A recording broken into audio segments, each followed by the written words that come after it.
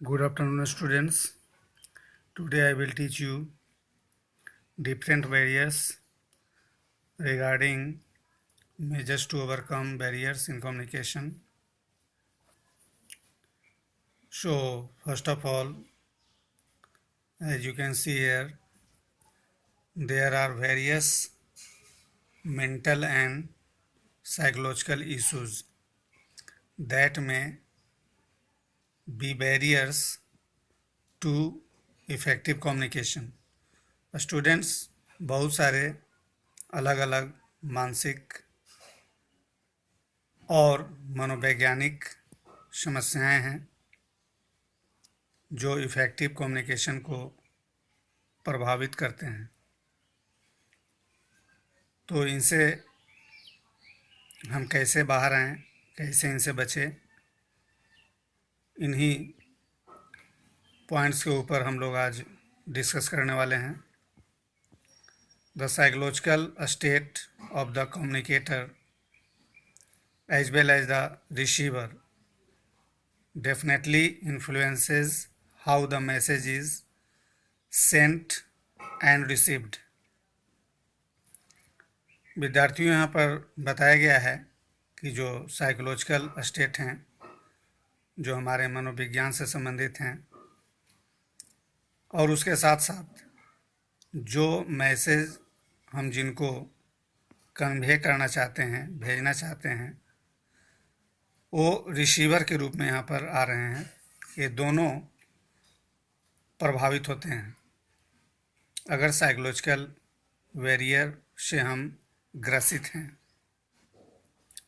तो इनसे हमें बचना चाहिए। कुछ लोग यानी सम पीपल में हैव अ स्टेज फियर। आपने देखा होगा, आप नोटिस भी किए होंगे कि कुछ लोगों को स्टेज फियर होता है, यानी जब भी वो मंच पर जाते हैं तो बहुत सारा हेजिटेशन का सामना उनको करना पड़ता है। या फिर स्पीच डिजॉर्डर्स, वह फर्राटेदार नहीं बोल पाते हैं, कहीं ना कहीं उनको समस्याएं बोलने के दौरान उनको फेस करना पड़ता है, सामना करना पड़ता है। या फिर फोबिया, कोई डर भी हो सकता है, या डिप्रेशन, किसी तरह का अवसाद, कोई स्ट्रेस, कोई तनाव। ये सारे चीज़ें जो मैंने अभी आपको बताया वो आपके मैसेज या फिर कह सकते हैं कम्युनिकेशन के लिए घातक है।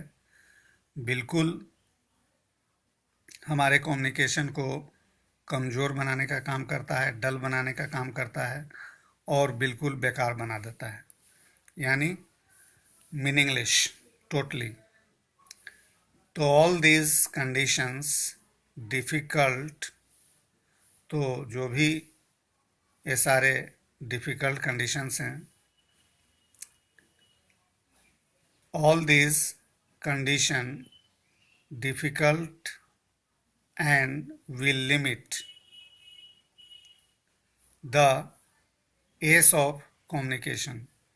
यानी ये सारे जो डिफ़िकल्टीज़ हैं वो कम्युनिकेशन के जो सुगमता हैं, जो सिंप्लिसिटी हैं, उसको पूरी तरह डिस्टर्ब करने का काम करता है। यहाँ पर आपको साइकोलॉजिकल बैरियर्स के को कैटेगराइज करके दिखाया गया है। आप इसके जो इम्पोर्टेंस यहाँ फर्स्ट में देख सकते हैं, नेगेटिव बॉडी इमेज, सेकेंड में फियर ऑफ फेल्यूर यानी असफलता का डर, लैक ऑफ कॉन्फिडेंस, विश्वास की कमी, या फिर नेक्स्ट है lack of understanding of physical activity, यानी दूसरे के जो फिजिकल एक्टिविटी है, जो शारीरिक क्रियाएं हैं, जो उनका फिजिकल बिहेव है, उनको हम नहीं समझ सकते हैं ऐसे में। तो ये सब सारे साइकोलॉजिकल बैरियर्स हैं जो मैंने भी आपको बताया। तो सबसे पहले यहाँ पर आगे हम देखेंगे इमोशनल बैरियर्स। इमोशनल बैरियर्स यानी रिलेटेड टू इमोशन, यह हमारे संवेदना, यह हमारे भाव से संबंधित होता है। A person is emotionally mature will be able to communicate more effectively. तो यहाँ पर बिल्कुल जाहिर सी बात है कि कोई भी व्यक्ति अगर इमोशनली रूप से परिपक्व है, भावनात्मक रूप से वो फिट है, तो बहुत ज़्यादा आकर्षक एवं प्रभावशाली तरीके से वह कम्युनिकेट करता है और बल्कि करने में सक्षम होता है। ऑन द अदर हैंड, अगर हम दूसरे तरफ जाएंगे, अगर हम दूसरे तरफ देखेंगे, तो people who have emotional barriers, वैसे लोग जो इमोशनल बैरियर्स को अपने पास रखते हैं, विल फेस सर्टेन डिफ़िकल्टीज़, तो उनको कहीं ना कहीं समस्याएं आ जाती है और उनका जो कम्युनिकेशन है वो कहीं ना कहीं बेअसर और बेजान दिखाई पड़ता है, प्रतीत होता है।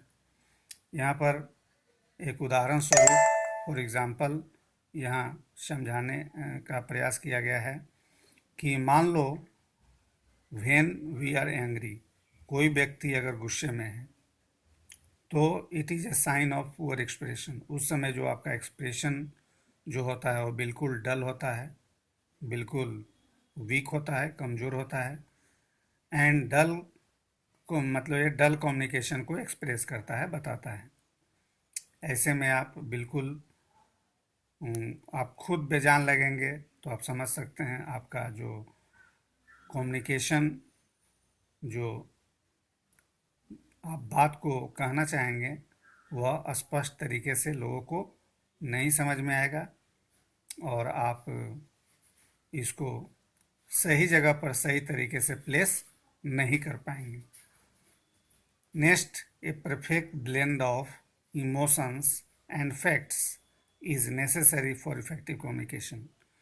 विद्यार्थियों, अगर आप असरदार कम्युनिकेशन को लीड करना चाहते हैं तो सर्टेनली आपके इमोशन और जो फैक्ट्स हैं यहाँ पर उन सारे उनका जो मिक्सर है उनका बैलेंस आपको करके चलना पड़ेगा। बिल्कुल बैलेंस फॉर्म में होना चाहिए, वो ऐसा नहीं कि वो कहीं ज़्यादा हो जाए या फिर कहीं कम हो जाए।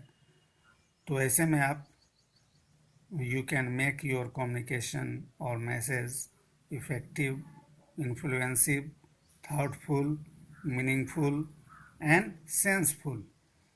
Next, emotions like anger.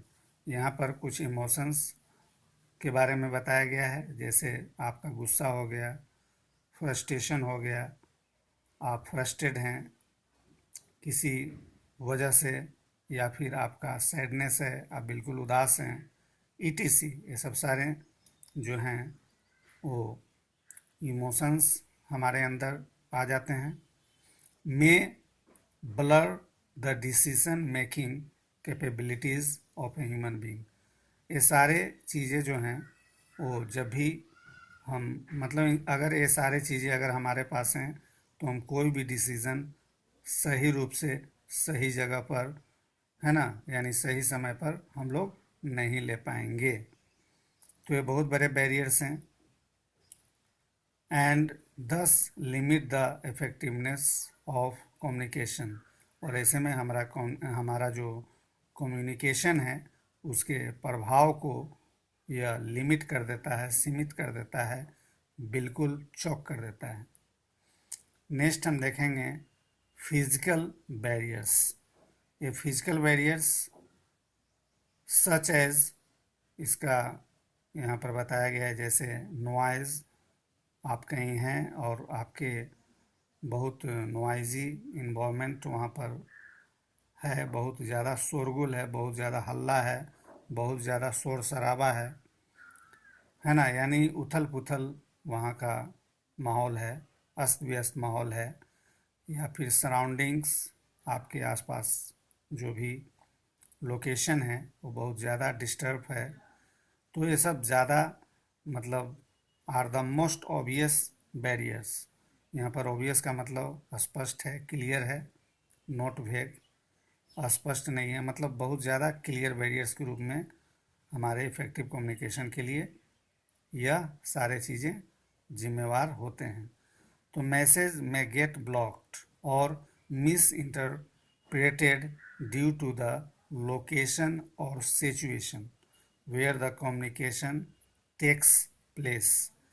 तो इस इन्वायरमेंट में आप समझ सकते हैं कि आपका मैसेज जो है, जो आप बात कहना चाहते हैं, उसे लोग अच्छी तरह नहीं समझ पाएंगे, वो मिस इंटरप्रेट हो जाएगा। जो आप चाहते हैं वो लोग नहीं फॉलो कर पाएंगे उसको अच्छी तरह से। तो इसके लिए कौन जिम्मेवार है? आपका लोकेशन या जिस सिचुएशन में आप अपने मैसेज को इनकोड कर रहे हैं या फिर अपने कम्युनिकेशन को शुरू कर रहे हैं। तो ये सब से बचना चाहिए हमें और इन पर ध्यान देने की ज़रूरत है। समटाइम्स, कभी कभी ऐसा होता है, इन ए बिग ऑफिस, ऑफिस आपका बड़ा है और the physical separation between various employees, और वहाँ जो अलग अलग एम्प्लॉयज़ हैं जो काम करने वाले हैं उनके बीच डिस्टेंस है। तो यहाँ भी जो रिज़ल्ट हमें आएगा वो बिल्कुल अच्छी तरह से नहीं आएगा, लोग बात को नहीं समझ पाएंगे और यह इफ़ेक्टिव कम्युनिकेशन के लिए यह बिल्कुल गंभीर परिणाम को हमारे सामने रखेगा। So that's all, thank you very much.